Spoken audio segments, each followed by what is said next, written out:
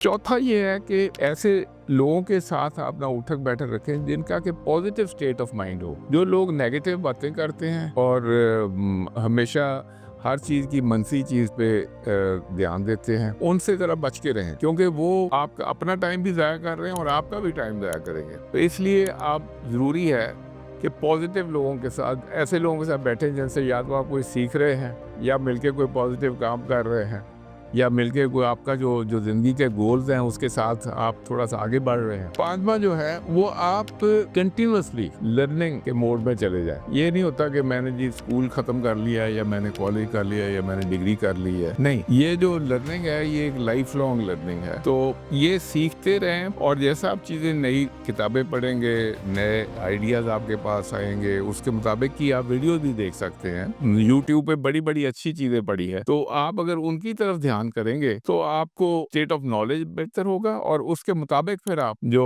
आपका बाकी सारी ज़िंदगी पे ना उसका असर भी आप देखेंगे।